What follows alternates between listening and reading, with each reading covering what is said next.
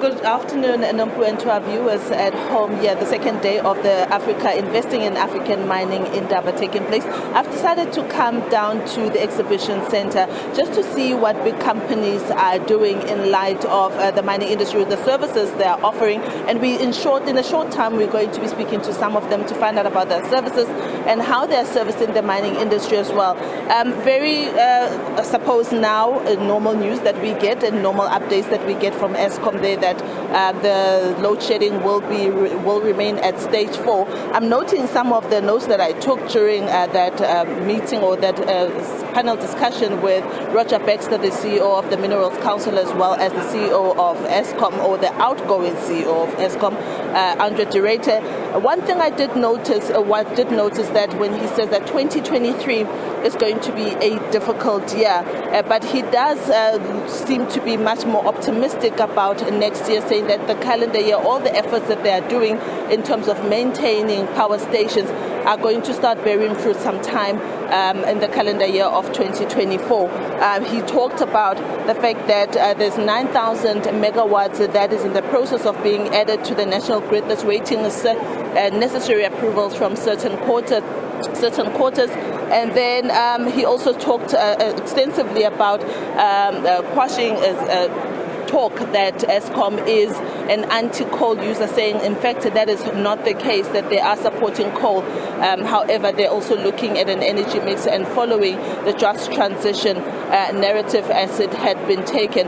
Nompu, as I said to you earlier on, that I decided just to come down to the exhibition center to see who are the movers and shakers in the mining industry. And I was fortunate to get hold of the team at Howden. They've got energy saving solutions for the mining sector, and one of the representatives, Stefan Bach, has agreed to speak to us so that we understand exactly what it is that they do. Stefan, thank you so much for joining us on the SABC News channel.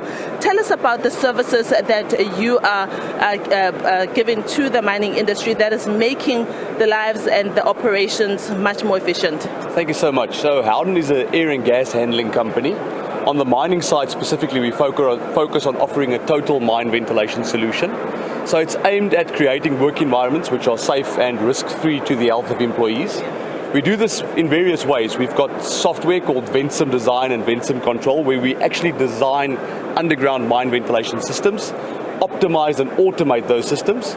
We then also manufacture, produce and install primary surface fans to ventilate mines, as well as mine cooling plants to keep mines cool, as well as mine heating plants for the colder parts of the world.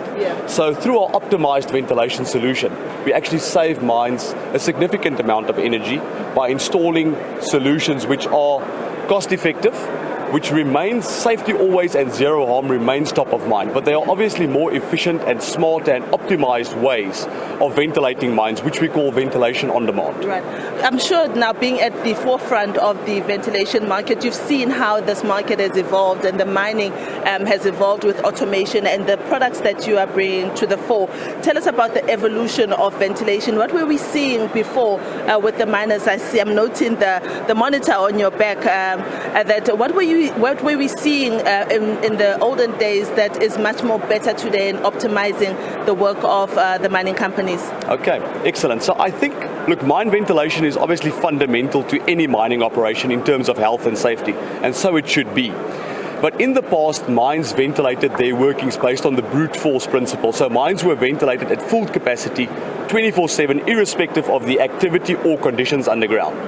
The current struggles with power in South Africa, as well as the rise in energy costs, as well as the drive for ESG net zero commitments, are forcing mines to ventilate in a more smart and efficient way. So what we are doing at the moment, we are installing sensors underground, or integrating with the mine's tracking solutions provider, that we ventilate mines based on the actual underground conditions or the position of personnel and vehicles.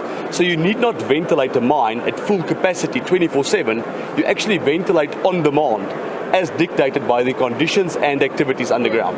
By doing so, we've actually managed to save some of our customers between 10 and 50% of their current electricity bill, which in some cases amount to more than $5 million per annum. Wow. Stefan, thank you so much for sharing with our viewers what Howden does. You've already educated us on, the importance of ventilation, particularly in underground. Thank you so much. Nompu, I've just been speaking to a representative of Howden. What I can tell you about the vibe that is here is that the foot count and the foot traffic is so much more different. Last year, you remember that the mining in Indaba was held around May. It was owing to, obviously, the issues of the pandemic, the COVID-19 pandemic, but things are different. Stefan and I were actually joking together that it seems like we were not appreciating the mining in Indaba and what it was before then, because the energy is quite different this time around. It's been a while since I'd seen exhibition stands so alive and people really engaging with companies. I am going to be here for the next 2 hours or so, and I'm going to be speaking to other exhibitors just to understand what is it that they do. But for now, I'll hand over to you back in studio, and we'll go to a short break. After that, Nompu will be back with more news.